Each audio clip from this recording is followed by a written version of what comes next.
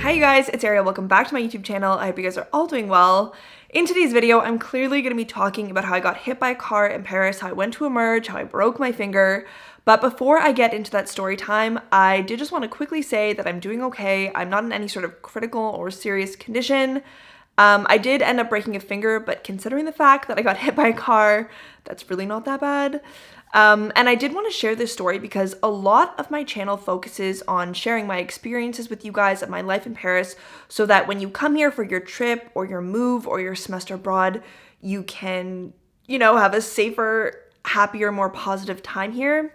And not just that, but I think as well, showing you guys what happened once I was in an accident, like the steps I took, where I went, how the medical system works, will also give you an idea of what you should do if you ever are unfortunately in a similar situation. So yeah, without further ado, let's get into the video. So the story starts on a Monday morning. I was getting ready to go to my doctor's appointment, and for the past couple weeks, I haven't really been using the metro to get around in Paris.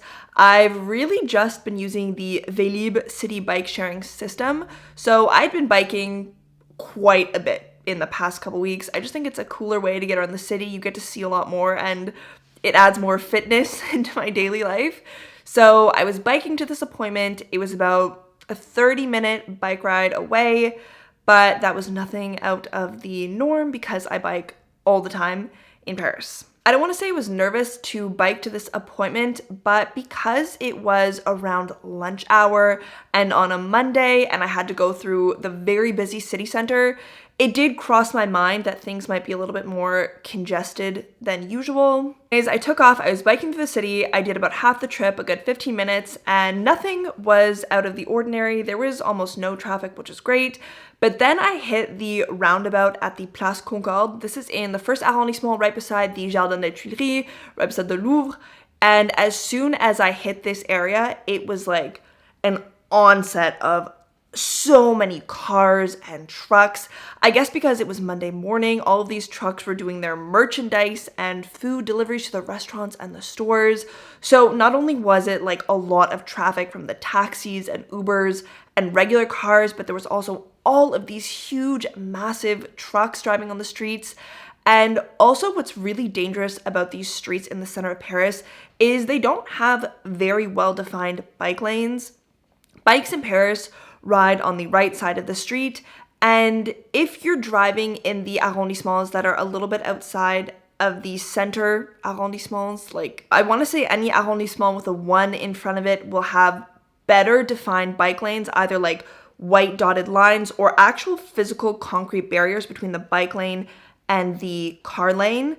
And this is mostly in the larger streets, I guess, but it's hard to do in these smaller streets that are more typical of the city center, like the center of Paris. I'm just trying to set the scene here for you guys because as soon as I got to Place Concorde, it was just complete chaos and I got super anxious and overwhelmed by the fact that not only were there all of these trucks and cars on the streets, but that they weren't respecting the bike lane and they weren't giving me any space between the sidewalk and the car lane. Like the bikes have to go somewhere. They can't go on the sidewalk, obviously, because you don't want to hurt pedestrians. And there's a ton of them, walking on the sidewalks in the city center of Paris. But the bikes do have to have a space between the car and the sidewalk on the right side of the road. And it wasn't just the cars that weren't respecting this. Like I came across 2 police cars that were driving on the road and they just were not at all leaving space for the bikes. And the problem is that once these cars get into the traffic jams in the city center and they're going slow and stuff, the bikes have to have somewhere to go beside them, but they're going slow, they're hogging the whole lane. And so the bikes end up like weaving around the cars and the trucks. And it's so scary because like, okay, when the light is red, no problem. Like, you can weave through and find a spot where you can bike on the road. But then in the back of your mind, you're thinking, okay, as soon as the light turns green, all of these cars are going to accelerate, and if they're not paying attention, they could easily hit you or run you over. So that is the situation I was dealing with on the roads. So eventually I turned down a side street. I'm trying to get out of the city center. I'm trying to get away from all this traffic and these cars, because when you're in the city center, when you're biking down streets that are a little bit more narrow, The cars don't pay attention to you. They don't slow down when a biker is beside them, and they don't give you the proper space between them and you. Like, they really just go down the middle of the road and hog the whole lane. So as we're going down the street, I am glued to the sidewalk. I basically have my wheels scraping along the sidewalk. And I don't know if it's like the hustle and bustle of Paris. Everyone has a place they're trying to get really fast, or maybe because the streets are more narrow, the cars have a hard time giving bikers more space. Or in my opinion, I think there's also a little bit of the fact that the cars just don't really like bikers, especially taxis. I've had this conversation with a lot of taxis who are annoyed by the fact that more and more bike lanes are being added to the Paris city streets because it makes driving for them more congested and busy. So I don't know. I don't know why this car wasn't giving me the proper safe amount of space to share the road together, but he wasn't. And so beside me, I have this black taxi, and in front of the black taxi, we have this big silver olive colored van. And we are at the intersection, approaching the intersection, which is green. So we are all gonna go through, but the van up ahead has his blinker on. He's gonna be turning right. He has every right to, the light is green. And so he's making his turn. And I guess there's a pedestrian that crosses while their light is red. But as he's turning, he stops like out of nowhere. He just stops. And because he's in the process of a turn, he's covering half of what would be the bike lane. And I'm on an electric bike. So I'm on a blue sudy DeliFB, which goes about 25, 26, 27 kilometers an hour, which is just as fast as these cars are going down these side streets. So he's covering half the bike lane. And normally, I would still be able to go through because the bike lane would allow for enough space for the bike to, still drive through if a car has to stop and is covering a little portion of it. But the problem is the taxi on my right, like I said, was not giving me any space, was completely in my lane, just absolutely glued to me. And so when this van stops, I can see it. My instinct is to move a little bit over to the left side of my lane. And as I'm making that move, the black car literally hits me as he's going through the intersection and pushes me into the van, which then topples my bike over onto the middle of the intersection. Honestly, everything is a little bit hazy for me because as soon as this black car veered into my lane and hit me, like he didn't smash me over, but the tap was enough for me to, lose my balance and fall into the van. I was just so shocked, and I just remember as I was falling into the intersection, the only thing that was going through my mind was get up. There are cars behind you. It's a green light. They will run you over. Of course, like the black taxi speeds off. He doesn't care. He doesn't care that he just hit me, not his problem. And the guy in the van comes out, instead of asking me if I'm okay, starts yelling at me for hitting his car. And he's yelling in really fast, aggressive French. And I'm just so upset. I can tell that my hand is hurting. My finger is completely bent. And I just don't have the emotional capacity to explain to the man that I have been hit by the black car. And that's what made me topple over onto his van. Like, I just couldn't. I was crying. I was so upset. I was shocked. I was hurt. Like, all of that at once. The only thing I could think of was like, okay, if you get on your bike and if you keep driving, you will get to the doctor's office and they will tell you what to do. They will help you.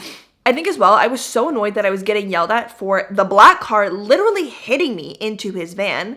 And also the fact that he also stopped out of the middle of nowhere. Like, obviously there was a pedestrian that wasn't paying attention to the fact that it was red for him and he couldn't cross. And the car's not going to hit the pedestrian, like, obviously. But not only was I hit by this car, but this van stopped in the middle of my bike lane without any warning, and I had nowhere to go because I was smushed between both of these cars. I was the one who was injured, and I was also getting yelled at. Like, it was too much. I was just so upset, crying. Like, I just picked up my bike, got back on it. Thank goodness it was an electric bike. I didn't really have to pedal very much, but I, managed to get a little bit closer to the doctor's office. I was shaking like crazy, crying like crazy. So I just parked the bike, got off it, and walked the rest of the way. And as I'm walking, I'm like calling my boyfriend in absolute shambles and tears. I'm someone who's pretty scared of like body parts and blood and bruising. And I could see that my finger was getting blue and swollen, and also it was bent. I knew there was something wrong, like never mind the pain. I could just visually see that something was wrong, so it was really scaring me. So I immediately called him, and this boy within like 1 second was like bolting on his way out of the metro to come help me. Thank goodness for that. Like, I'm just so appreciative to have someone who cares so much about me in a city where I don't have like my parents here and stuff. So anyways, I call him, I tell him I'm en route to the doctor's office. Like, I'm hoping that they'll be able to help me because I am not at all thinking straight. I have no idea what to do. I've never been in that kind of accident before, so I really didn't know what to do. So I told him that I was on my way to the doctor's appointment, and I set up the address and I shared my location, and he was like, okay, I'll meet you there. Like, you know, he was talking to me on the phone, calming me down. Really great. I get to the doctor's office, like in complete shambles. Like, I feel so bad because, I mean, ultimately, like, a broken finger is really not the end of the world. It's fixable. It's not like I was like bleeding all over the place, but I was pretty much in hysterics by this point. And the nurses at this office were so kind. They sat me down, they got me ice. They were like, you know, I think we're gonna reschedule your appointment, but like sit here, wait here until your boyfriend gets here. They were telling me you need to go to Emerge. You should have called an ambulance. Once my boyfriend got to this doctor's office, he called us an Uber. We got in the Uber. We went to the closest hospital. We went to the urgence, which is like Emerge in French. We check in, and at this point I have ice on my finger, which is covering the swelling, and it's so frozen I can't feel it. I also have my boyfriend there with me, so I'm like starting to calm down, and I'm realizing that it's really not the end of the world. It's gonna be okay. And we wait there for about 30 minutes. I want to say it was pretty quick to see the first doctor. He took me into his little examination room and recorded what happened and symptoms I had and took a look at the finger. And he was like, yes, you've clearly broken it, but we're just going to need to get some x-rays to figure out the extent of the break. So he sends me off with like some Advil and a prescription to go around to the other side of the hospital and get x-rays done. So my boyfriend takes me over there, and there I think we waited, I don't know, in total maybe 40 minutes to get the scans done and to get the results back. There wasn't too many people, there wasn't too much of a line, which was nice, and the radiologist was pretty nice as well. She took 3 scans. I'll put them on the screen so you can see what they look like. Once we had the results, they printed them out, and they were like, okay, you can go back to Emerge, check back in, and you'll wait to see like a final doctor to give you your assessment. So we go back to Emerge with the x-rays, we check back in, and we go to the new waiting area, and we're waiting a pretty long time. I want to say we waited maybe an hour and a half. And by this point, like, I'm totally fine. I'm calm. Like, all is well. I feel super bad that my boyfriend, out of nowhere, just, like, left his office, didn't give notice to his boss. Like, I feel bad, and I feel calm enough to be like, okay, you go home. I'm gonna be fine. Before we make that decision, we talked to the other people who had been there before us, and there was one woman who had been waiting there since 9 a.m. At this point, it's about, I want to say 3 p.m. So she had been waiting 8 hours at Emerge at this point, and the woman across from her had been waiting there since 11. So 6 hours. And I was like, oh my gosh, like, if I'm going to be here for 8 hours, like, yeah, please, you go home, go back to work. Like, I'm going to be fine. I'll keep you updated. So before he leaves, he goes out to grab me food, because if I'm going to be there through the dinner hours, I'm like, it would be good to eat something because I didn't eat lunch. But while he's gone, I get called in to see the doctor before the lady who'd been waiting there since 9 and the other lady who'd been waiting there since 11. I was like, I feel super bad. Like, I didn't understand why they were calling me through. Maybe because of the severity of the injuries. Maybe mine was a little bit less severe, so they had me go through, like, faster. I have no idea. But I went through, and I'm sitting in this room, and the doctor looks at my hand. He just, like, looks at it, and because I'd been icing it, the swelling had gone down quite a bit. And he was just like, oh, like, yeah, no problem. I'll just, like, give you a bandage and you'll be on your way. And I'm like, I'm not a radiologist, but there's a clear break in the x-ray. And also, I had sent the x-rays to one of my friend's mom, who is a radiologist, And she told me from what she can see, I would need to have like a little operation because the bone had broken a little bit too far from the rest. And so I think she was saying it would have to be removed or pushed back into place through surgery, something like that. And so when he got the bandage out, like just this little bandage, he's like, yeah, let me wrap you up and you can go home. I'm like, are you sure? Like, this looks like a break. And I sent them to, you know, this person who's a radiologist and this is her diagnosis. Like, I just, you know, just throwing it out there. And this man is like, we have a WhatsApp group with the hand specialist clinic. Let me text them a picture and I'll let you know what they say. So he leaves. I'm like, I don't know if that's like normal procedure at Emerge to text the group chat for advice and stuff, but I was a little bit concerned by this point. But he leaves and my boyfriend texts me. He's like, where are you? I have your food. Like, I don't want your coffee to get cold. Like, can I bring it to you? So I grabbed the food that he very kindly brought me. Honestly, my boyfriend is like a superhero in this story. I would not have been able to make it even to the hospital without him, I think. But so he gives me the food that he got me and I go back and wait for the doctor. And about 10 minutes later, he comes back in. He's like, yeah, I talked to the hand specialist. Like, I called them. Here's the office you should go to. They're gonna see you and they'll make you a cast. I'm like, do I need a paper? Do I need a prescription? He's like, no, I called them. It's all good. Just walk over. I'm like, okay. So I grab all my things and my boyfriend hadn't left yet. So he actually walked with me to this clinic. And as soon as I walked into this clinic, I knew that this doctor had sent me to a very bougie private clinic. It was like all white, all glass, all fancy. And in my head, I'm like thinking, did I go to a private hospital? What the hell is the cost of all this? And it didn't even cross my mind because there's so few private hospitals and like private establishments in France. Like, it really is mostly a public healthcare system. So it didn't even cross my mind to check whether the Emerge was private. And in my mind, I'm also thinking like, okay, private doctors, I get it, private clinics, I get it, but a private hospital, an emergency room, like, it just didn't make sense in my mind that it could be private. So at this point, I'm panicking. I'm like, how much is it going to cost me to be at a private hospital? How much is this private clinic going to cost me? Because I had also broken my toe a couple years ago in France. And I remember the total cost of like the x-rays, the doctors, the treatment, all that. After being covered by the healthcare system, I think I paid maybe 2 or 3 euros for the whole treatment. But the private system is just, they don't respect any sort of like costing system. Their prices are ridiculous. What will cost you 2 euros at a public hospital could cost you 300 at a private. So already in my mind, I'm like panicked because I had also asked the hospital, like the secretary, whether or not I could have my bill, because this is not something like hospitals and doctors discuss openly with patients. And even this hospital, they don't have their costs online.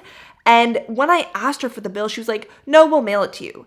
And when I was looking it up after, because I was really irritated that she didn't give me, or she didn't even tell me what the costs were, especially for the x-rays. Like, who knows what the bill is going to be for this, but they're supposed to give you your bill at least at the end of your treatment. Like, you're supposed to know how much this is all costing before you leave the hospital. She wouldn't tell me. She's like, we'll mail it to you. Super frustrated, and it didn't really click into my mind until I got to this clinic, like the hand specialist, because I could tell right away it was going to cost me like a ton of money. So I get to the secretary. They're all very cheerful and friendly, like state-of-the-art equipment. She's got her Mac computer. In my mind, I'm like, oh my God, I don't have money for this. But yeah, she sees me right away. She takes my x-rays. She's like, okay, yeah, you'll have a consultation with a doctor and then we'll see what needs to be done from there. You might have surgery, you might have a cast, but he'll review your x-rays. And I was like, okay, yeah, just want to know like how much is the consultation? And she's like, 90 euros. I'm like, oh my God, that's so much, because general consultations are like 25 euros. So I'm like, that's so much money for me to pay, but you know, like, it's worth it. It's a one-time thing. What am I gonna do? Go home with a broken finger? Like, no. So I see this doctor, and the consultation lasts all of 6 seconds. Like, I'm really not joking. He brings me into the room and he tells me, you've broken a finger, the bone has snapped a bit of the tendon, and you need to have a cast that you'll keep on for 6 weeks. Thank you, goodbye. And I was like, I just paid 90 euros for that. Thanks. Bye. Like, stunned. I was shocked that that cost me 90 euros, but he sent me on my way with a prescription. I went to the kinesiologist, which was right beside his office, and I was like, man, if that was 90 euros, what is a personalized cast gonna cost me? Thankfully, it wasn't that bad because I brought up the question right away. I was like, listen, I don't know if insurance is gonna cover this. Like, I don't know how much I'm gonna get covered by the public healthcare system. How much is it gonna cost me? And so he's like, unfortunately, the public healthcare system will not cover anything of this treatment, and it's going to be 50 euros for the cast. And I was like, you know what? Oh, that's not bad. 50 euros for a tiny little cast, like, you know, I've seen worse, like a 90 euro 6-second consultation. But anyways, this kinesiologist, he was super nice, super friendly, very patient. And what he did was he took, like, it's too bad I didn't take a video of it, because as I was going through all these steps and as I was more calm and everything, I was thinking to myself, like, okay, this could be an interesting story to tell. It could be interesting to show people what these medical areas look like. So that's why I have a couple clips in this video, but I didn't take a clip of what the kinesiologist was doing. But basically he had this like cast started out as almost like a little foam sheet that he heated up and he wrapped around my pinky, like to get the form of the pinky. And yeah, he cut this little area for the top of my finger. He cut it at the bottom so that it wasn't too far down. And yeah, he molded it to fit my finger and gave me tape to secure it in place every day. He told me I can't get it wet, which is a pain in the butt, and that I have to wear it for 6 weeks, that I couldn't do any sports with it, because I asked him to. I was like, I do basketball, I do some boxing, like obviously I have to, you know, go easy on the sports, but are there any sports I can do? And he was like, honestly, even with running, the vibrations of your body will prevent healing of the bone. So I would really recommend little to no physical activity during the next 6 weeks. So that was a bit unfortunate to hear that. But also, I mean, you know, 6 weeks for a broken bone really isn't that bad. So anyways, I got the cast put on. Once it was stabilized, the pain really died down. And because the tape and the cast covers almost the entire finger, I couldn't see the bruising or the swelling anymore. So I also was like a lot more calm, made me feel better. I ended up leaving that clinic around 5-ish. So in total, I was at Emerge for about 3.5 hours, and at this clinic for about 45 minutes. So overall, really not that bad in waiting time. I'm pretty happy I didn't have to go back to the hospital and get surgery for this little pinky finger. But it's a little bit unclear to me what it means to damage the tendon or to break the tendon in the finger. Like, will it heal with the bone, or is it going to be completely immobile after this whole experience? I do have to see the hand specialist doctor again in about 7 weeks. So he'll do another reassessment. I have to go get more x-rays done, and he'll be able to tell me if everything is healed or, you know, if there's any problems. So I'll keep you posted. Another thing too on keeping you guys posted is I will make another video on the total cost of all of this. Like I said, the consultation with the hand specialist was 90 and the little cast was 50, but I have no idea what all of the costs were at the hospital. So once I get that bill, I can make a full video going through the private and public sector costs of that kind of hospital visit. But yeah, that is my story of how I got hit by a car and ended up at Emerge. One thing I do want to mention as well is that I typically don't bike in Paris with a helmet. Most people you'll see biking in Paris don't bike in a helmet because, like I said, there are quite a few roads that are very well protected. And honestly, you know, as safe as it is to have a helmet, it can be a little bit annoying to have to cart that helmet with you everywhere.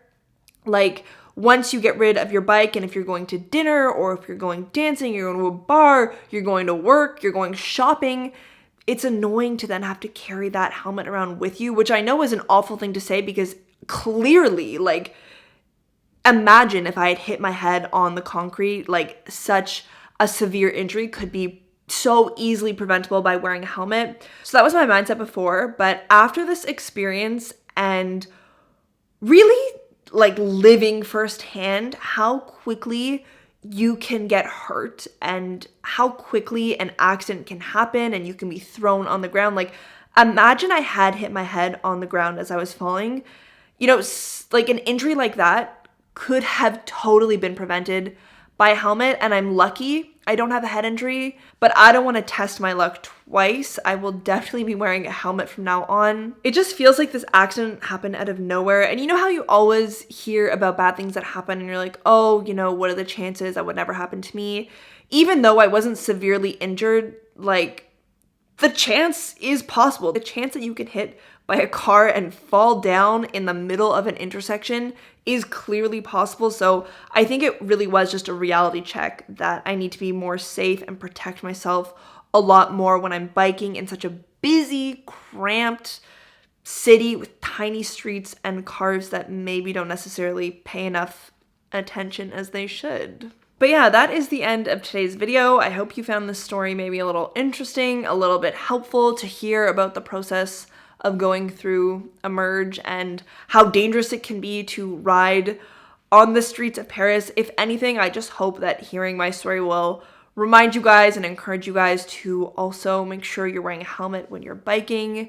I really clearly should have been wearing one when I got into this accident, but you know, it's a wake-up call, and now I know better, and hopefully you guys can take that away from this video. But do let me know if you have any questions or comments, especially about, you know, how to go through the healthcare system or the difference between the private and the public hospital experience, I guess, or anything like that. Like I said, I will come out with a video a little bit later on talking about the costs and the price of everything once I get those bills in the mail. But yeah, thank you guys so much for watching. I hope you have a good rest of the week, and I will see you in my next video.